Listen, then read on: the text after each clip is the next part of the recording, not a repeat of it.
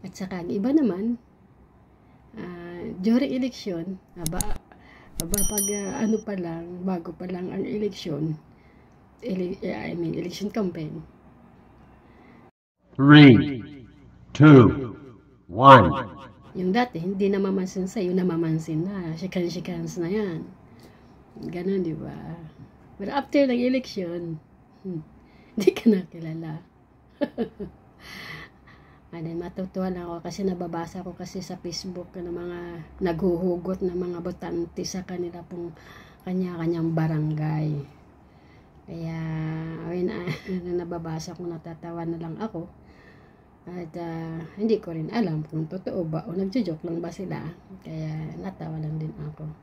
Kumakaway na daw kasi nga election na. After election, hindi na daw kilala sila. Ayun po lang, natatawa lang tayo dito sa social media, makakabasa ng mga hugot ng mga botante. So, ayun po, pumili po tayo ng mga karapat-dapat sa ating pong barangay, kanya-kanyang barangay, kung saan man tayo sa Pilipinas. Pumili ng gusto, pumili na yung deserve na magserbisyo ng tunay sa atin. Diba po? Kasi ang iba kasi, it is reality. Real talk lang po tayo. Huwag po tayo magagalit. It's my opinion. Sa kadalasan kasi, ang iba ay power lang talaga.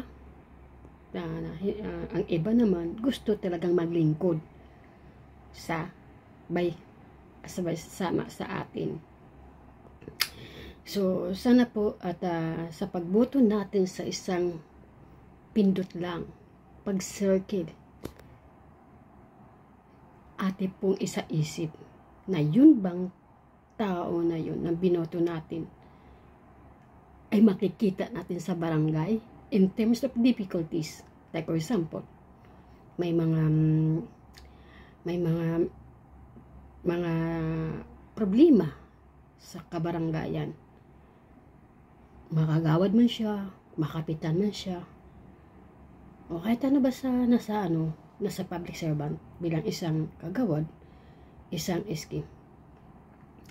Kasi nga minsan kasi sa iba naman, hindi po lahat. Kung may mga problema, hahanapin pa natin sila. Hindi mo po mahalgilap sa barangay. O diba? Hindi mo sila mahigilap. Nangailangan ka ng tulong, problema, na dapat pong solusyonan dahil po siguro nagkakaroon ng problema parte sa mga hindi pagkakaunawaan. But hindi mo sila makikita. Hindi mo sila makikita. Ikaw pa po maghanap sa kanilang bahay. Hindi po sila pumupunta. Ikaw po sana po, yung iba naman, sana po maglingkod tayo ng tapat. Diba? Opinion ko lang naman ito. Kaya, vote wisely. Yan yung vote wisely po, nakarapat dapat talagang magserbisyo sa atin.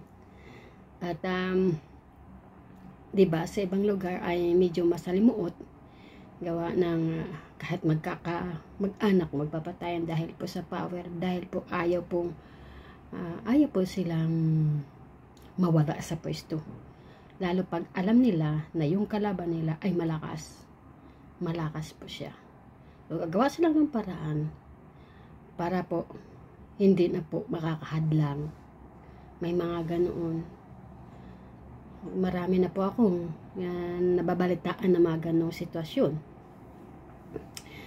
Kaya nasa sa atin pa rin, nasa sa inyo pa rin yan,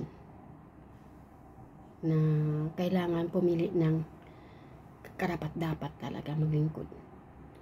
At yun ang po, good luck po sa mga mananalo this 2023 election.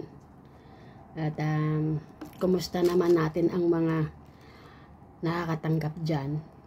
Joke lang po. Ayan.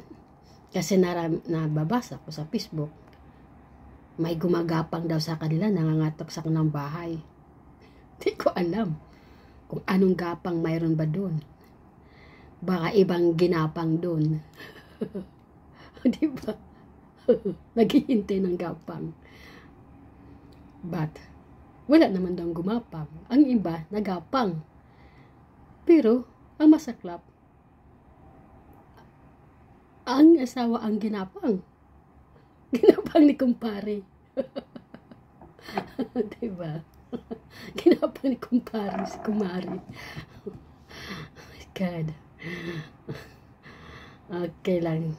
Natatawa lang ako sa mga nakababasa ko sa Facebook na may gumapang daw sa kanila, nangangatok pa kalating gabi bago ang leksyon.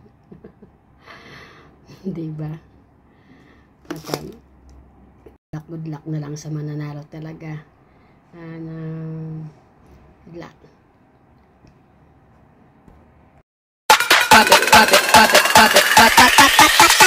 Holy moly, moly, moly.